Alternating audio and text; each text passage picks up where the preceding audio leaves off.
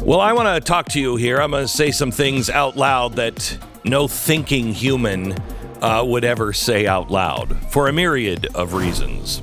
Nobody says these things in public. But that's my job. I just want to recap before we move forward. If you've listened for a long time, you know I warned New Yorkers on WABC that bodies, blood, and buildings would be in the streets of Manhattan, and the mastermind would be Osama bin Laden, and I said that in 99. The financial crisis of '08 didn't surprise you because I warned in strongest terms beginning in '06.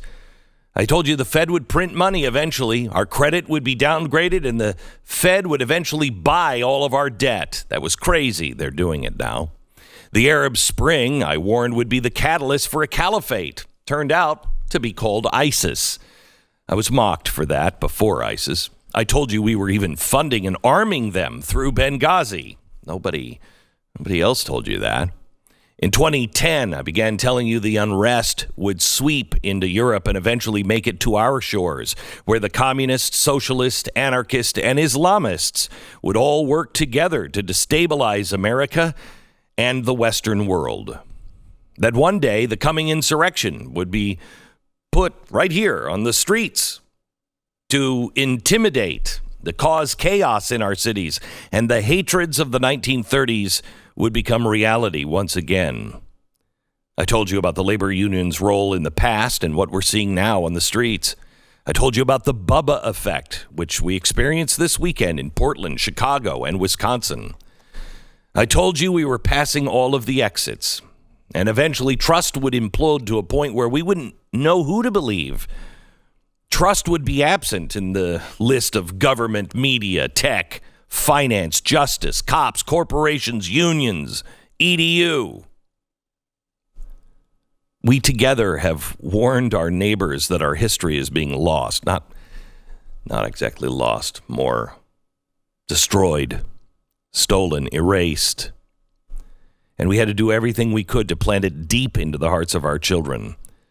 But it would become increasingly difficult because of the systems and the attitudes that produced things like Common Core.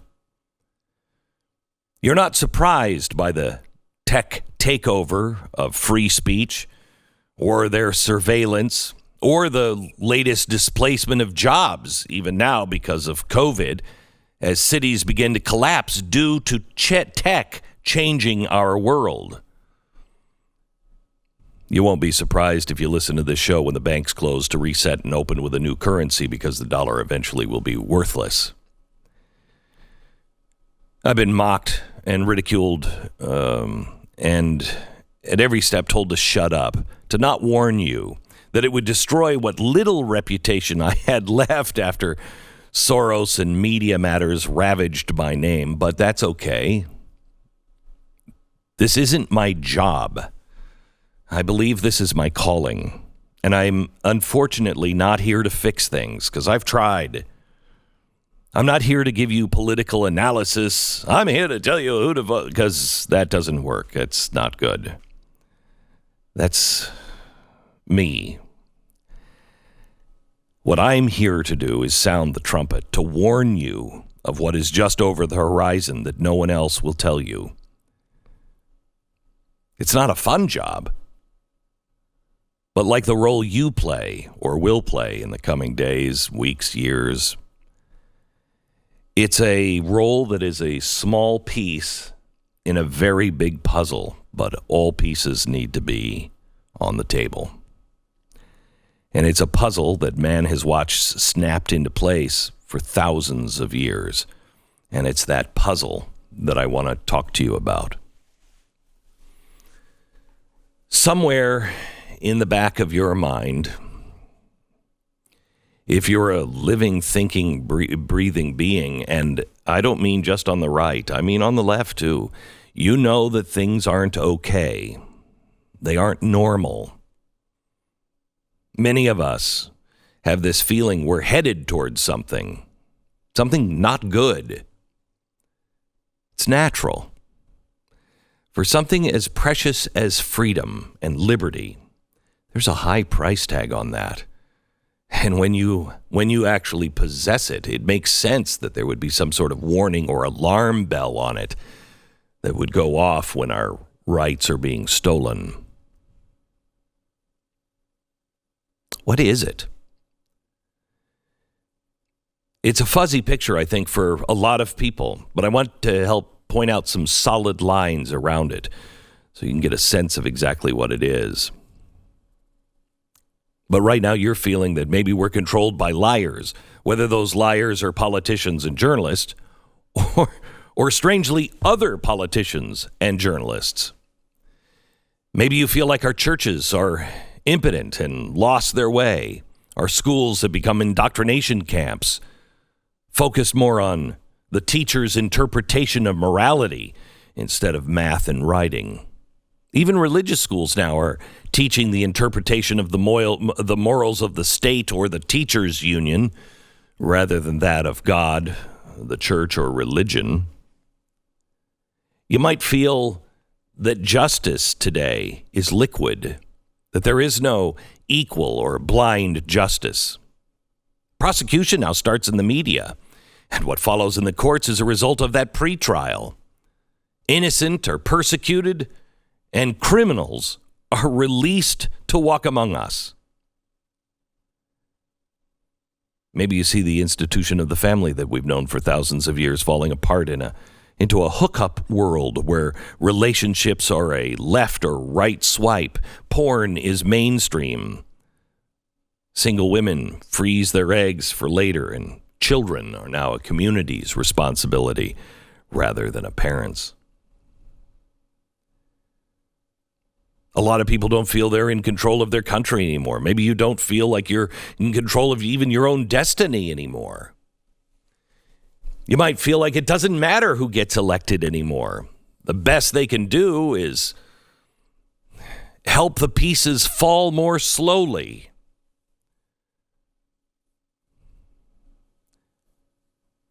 I think that's what Trump is doing. And I think that's a good thing. I believe he is doing his best to help gird the foundations of this nation. But the malady we suffer is not one that can be fixed by one man alone or a politician. If you felt any of these things, I want you to know this. A, you're right. It's not your imagination. Whether you're on the left or the right, it's not your imagination. Something's very wrong. 2, you're not alone. You are not the only one feeling this. And 3, this is the difficult beginning of a new era. It's not the end of the world, but it is a new era. I mean, maybe that is why leftists feel that climate change is going to cause the end of the world, because they can feel the barometric pressure falling out as the pages turned and a new chapter begins. Maybe that's why 2020 has become its own ominous meme. People realize it's not a plague that's befallen on us. It is a blanket of darkness being lowered over our lives. Has anybody noticed the forces of evil are at full steam? That every abortion that can be had will be met by a knife? Every perversion is celebrated? Every effort to keep the common sense of old, and quite honestly, where that common sense came from, the Word of God, is being inundated with charges of hate and intolerance. I've told you before that we are passing all the exits, and the bridge is out just ahead. Well, we've crossed that Rubicon. I believe we have passed a threshold put there by our Maker. For many years, I have told you about the warning signs and pointed out the exits along the way. But if you look back in your rearview mirror, you're going to see something falling behind the horizon. That's the last exit. That's the bridge that is out. That is the threshold, the twilight of the common era. I hope to God I'm wrong. And there's a good chance that I am. But I believe that we are now seeing that we are squarely in the days the Bible foretold.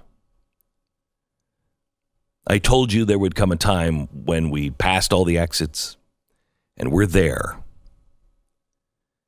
We need to fight to slow down the chaos. We need to do everything we can to slow chaos down and to not hasten the return of the promised one, as they say in Iran. Perhaps we need to now begin to look at our problems differently, not to just save the nation, but to save our children and our own souls, because even the very elect will be deceived. And how many of us are struggling with our children and our families and our family members who have been deceived? How can we save our nation if we fall into the clutches of collective justice? How can we save our nation if our churches fail to stand? To this nation, God was a thread that wove it all together, held it strong, kept the seams from splitting. It was the Judeo-Christian principles that mended the holes born from our growing pains and stumbles. And right now, before our eyes, that thread is being pulled out of the fabric, and not only the holes returning, but the whole thing's about to fall apart. And I'm telling you now because in the middle of an emergency is not time to make your emergency plan, and you can be lost quickly now. You know, the great promise to the freedom of mankind was the union of the United States of America.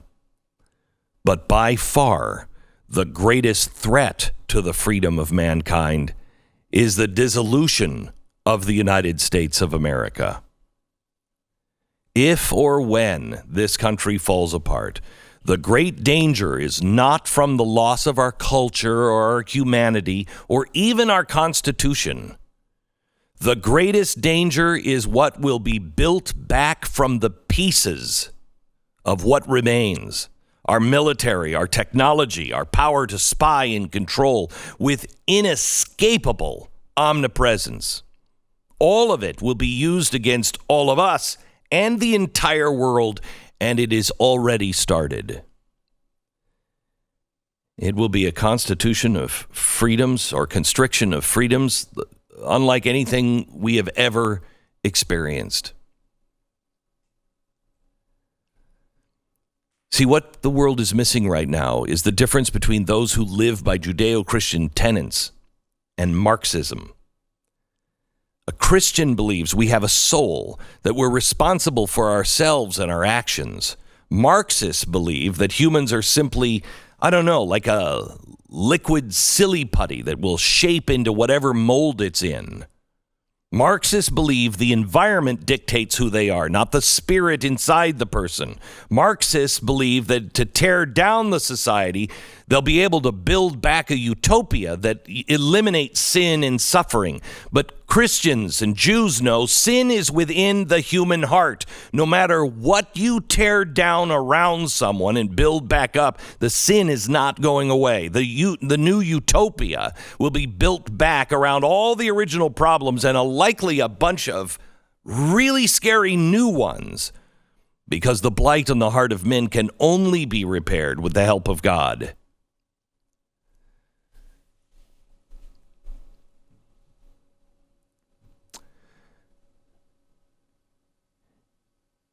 It's not sane in polite society to say, perhaps we're nearing those days. Because the world's been through a lot. But the signs are appearing. Dreams and visions. promptings. Don't dismiss them. In fact, double your efforts to hear the Spirit and follow where it leads. Remember, I told you there would come a time when you would be walking down the street and you might hear in your own head, stop, turn around, go the other way. This is that time. Do everything you can to foster that and follow where it leads.